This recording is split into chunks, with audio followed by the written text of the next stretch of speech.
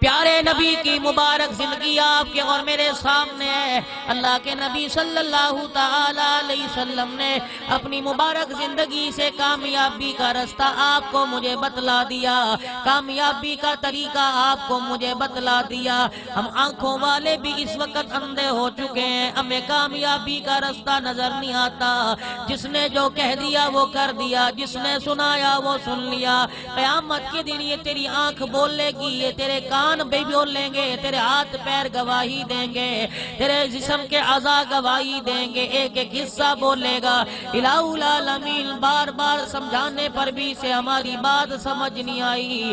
اسے کیا پڑی تھی کہ اپنے آپ کو جہنم کا ایندھن بنائے؟ اگر پروردگار عالم کے دربار سے اعلان کر دیا گیا یہ شخص جہنمی ہے، یہ شخص ناکام ہو گیا، جتنے تیرے قیامت تک کے آنسو بھی ایک طرف ہو جائیں، تیری سخاوت تیرا صدقہ خیرات ایک طرف ہو جائے، تیرے نیک کام ایک طرف ہو جائیں، اگر اس کی ذات نے قبول کرنے سے انکار کر دیا تو جان چھڑانی مشکل ہو جائے گی۔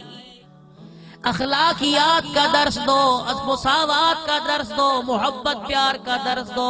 آج میرے عزیزوں مال بھی ہمارے پاس ہے، کپڑا لتا بھی ہمارے پاس ہے، گھر بار بھی ہمارے پاس ہے، سر چھپانے کے لیے چھت بھی ہمارے پاس ہے۔ کون سی دنیا کی نعمت ایسی نہیں جو تیرے میرے گھر میں موجود نہ ہو؟ کون سی دنیا کی چیز ایسی نہیں جو تیرے میرے گھر میں موجود نہ ہو؟ نہیں ہے تو نبی کی مبارک زندگی تیرے میرے پاس کوئی نہیں ہے تو حضور علیہ السلام کا مبارک طریقہ تیرے میرے گھر کے اندر کوئی نہیں۔ ایک ایک کر کے میرے عزیزوں میرے نبی کا طریقہ گھر سے نکل رہا ہے۔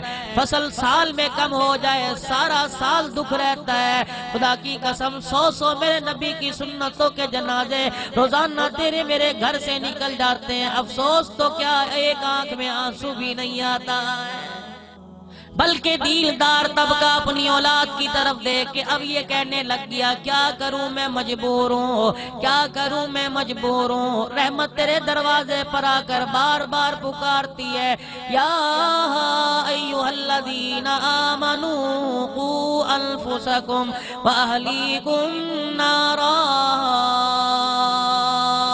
اے لوگو جو ایمان لائے ہو، اپنے جانوں کو، اپنے اہل و عیال کو، اپنے بیوی بچوں کو، اپنے رشتہ داروں کو جہنم کی آگ سے بچا لو۔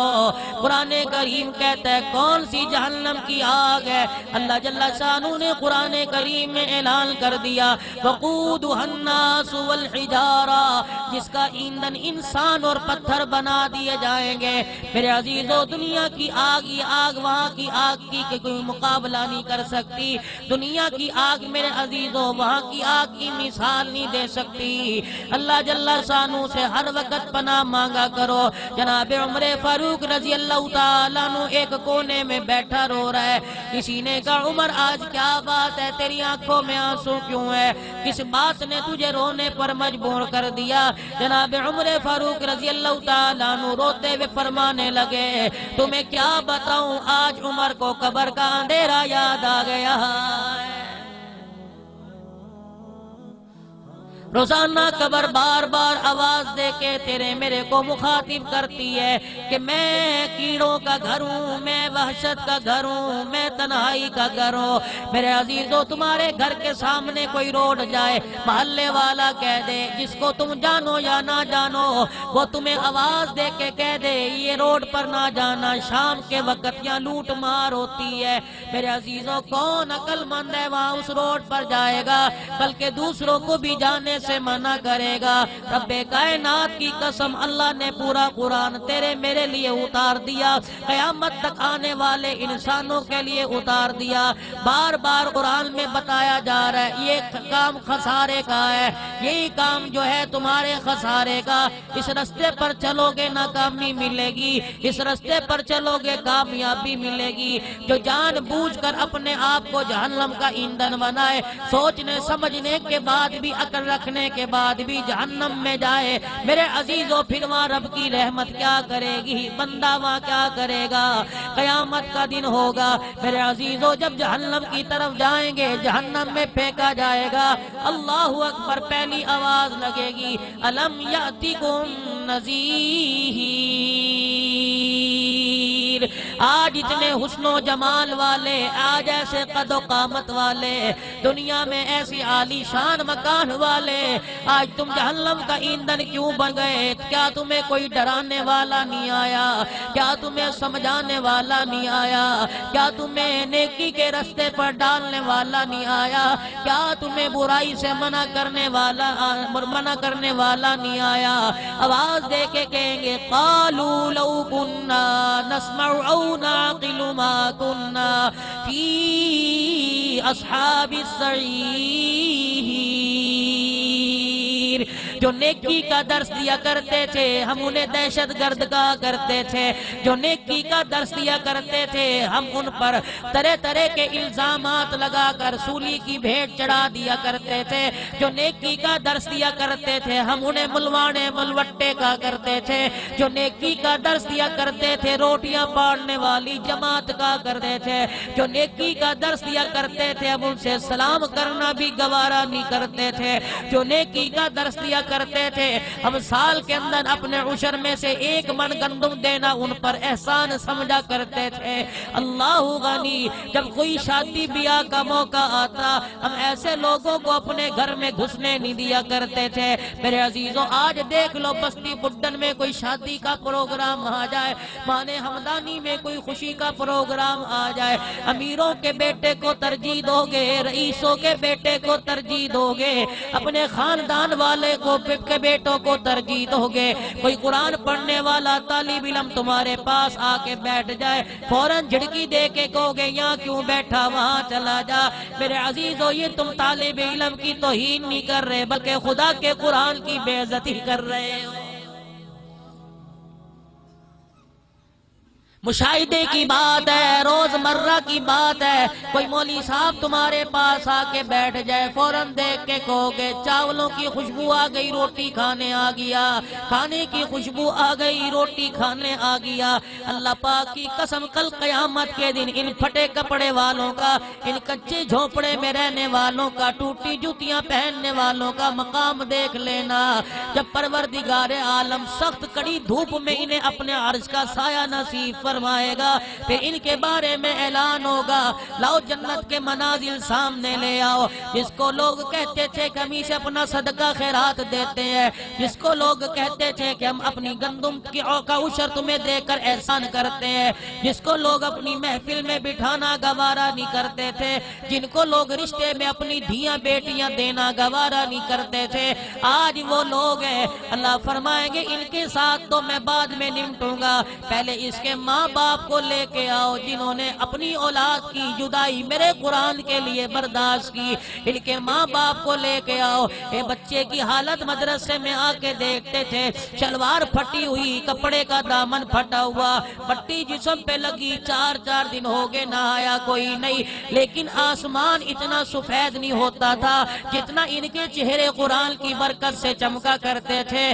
ان کے ماں باپ ساری چیزیں دیکھ کے جاتے تھے، رشتہ داروں میں فوتگی ہوتی یہ وہاں نہیں جاتے، میرے قرآن کو نہ چھوڑتے، کوئی شادی بیاہ کی تقریب ہوتی میرے قرآن کو نہ چھوڑتے، کوئی سنگ میلہ آتا یہ میرے قرآن پڑھنے میں لگے رہتے، ساری خوشیاں میرے قرآن کے لیے قربان کر دی، ماں باپ کی محبت میرے قرآن کے لیے قربان کر دی، بہن بھائیوں کے ساتھ بچپن کا کھیلنا میرے قرآن کے لیے قربان کر دیا۔ لاؤ ذرا ان کے ماں باپ کو لے کے آؤ، الہ العالمین اس کے ابا کو تو قرآن کی 10 صورتیں یاد کوئی نہیں، اس کا ابا تو پرائمری جماعت بھی پڑھا کوئی نہیں، اللہ فرمائے کہ ذرا لے کے آ، اس کی حالت کو دیکھ کے میں جہنم کا ایندھن بناتا، لیکن جب اس کا چہرہ دیکھتا ہوں تو اس کے بچے کا قرآن پڑھنا میرے سامنے آ جاتا ہے، اس کے بچے کا ماں باپ کی محبت میں رونا سامنے آ جاتا ہے۔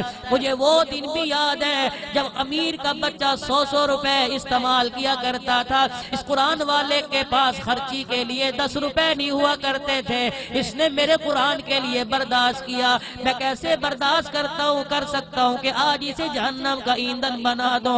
اللہ فرمائیں گے ان کے ماں باپ کو لے کے آؤ، بحر نور میں ذرا انہیں غسل کروا کے لے کے آؤ، جاؤ فرشتوں جنت کے ریشمی جوڑے لے کے آؤ، جاؤ فرشتہ ذرا جنت کے کنگن لے کے آ، پھر نور کے موتیوں کا تاج لے کے آ۔ بستی بڈن والوں کیا عالم ہوگا جب تیرے میرے جیسے ان پڑھ کے لیے فرشتے نور نور کے موتیوں کا تاج لے کے آئیں گے. اللہ فرمائیں گے اسے میرے عرش کے سامنے لاؤ. مہمان خصوصی پروردگار عالم ہے. ادھر آدم صفی اللہ موجود ہوں گے, ابراہیم خلیل اللہ موجود ہوں گے, اسماعیل ذبیح اللہ موجود ہوں گے, اور موسیٰ کلیم اللہ موجود ہوں گے. سارے نبی اللہ کے عرش کے سامنے ہوں گے. سونا محمد مصطفیٰ صلی اللہ تعالیٰ علیہ وسلم بھی سامنے ہوں گے. اللہ فرمائیں گے ذرا فرشتوں اس ان پڑھ کے سر پر ذرا تاج تو رکھو. جب فرشتے تاج رکھیں گے نبیوں کی انگلی اٹھے گی. اللہ یہ کون ہے؟ یہ کیا نبی ہے؟ آواز آئے گی نہیں نہیں. یہ شہید ہے؟ آواز آئے گی نہیں نہیں. یا اللہ یہ صدیقین ہے؟ فرمایا نہیں نہیں. الہی کون ہے جنت میں جانے سے پہلے جسے جنت کا جوڑا پہنا دیا, جنت کے سونے کے کنگن پہنا دیے, جنتی موتیوں کا تاج پہنا دیا؟ کون ہے؟ آواز لگے گی یہ وہ لوگ ہیں جنہوں نے میری محبت میں مجھے بغیر دیکھے میرا قرآن پڑھا دیا تھا. جاؤ تم تو جنت کے اندر چلے جاؤ. پھر اس حافظ قرآن سے مخاطب کیا جائے گا, اے حافظ قرآن ذرا اپنے بہن بھائیوں پہ نظر ڈال, ان کو پہچان, بازو پکڑنا تیرا کام ہے, ان کے لیے جنت کے دروازے تیرے صدقے سے کھولنا میرا کام ہے.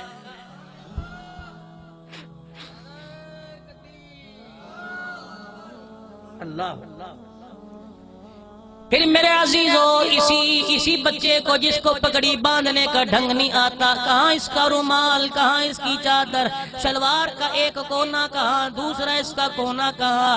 میرے عزیزو تیرا بچہ سکول پڑھنے جائے, اماں رات کو کپڑے استری کر کے رکھ دیتی ہے.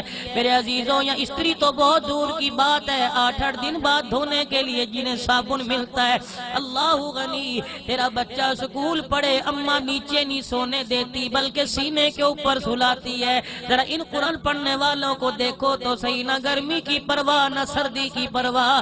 تیرا بچہ اسکول پڑھے, یو پی ایس کی سہولت موجود ہے, جنریٹر کی سہولت موجود ہے, الیکٹرک فین کی سہولت موجود ہے, بجلی چلی گئی پنکھے کی سہولت موجود ہے. اس قرآن والے کو دیکھ, مچھروں میں پڑا, پسینے میں شرابور ہے, جس کے پسینے کے قطرے زمین پہ گرتے ہیں, مٹی جسم کپڑوں کے ساتھ لگ جاتی ہے. اللہ کی قسم اتنی محبتیں, اتنی دنیا کی سہولتیں قرآن کے لیے برداشت کر رہا ہے.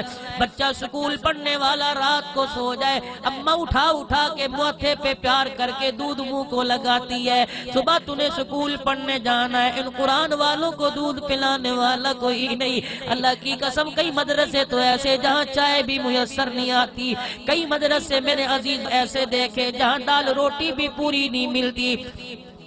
میں نوشکی کے اندر جماعت میں چلے میں گیا, میں نے کیا دیکھا, اللہ اکبر. ہم نوشکی سے آگے زاروں کے اندر گئے, پہاڑی کے اوپر ایک مدرسہ تھا.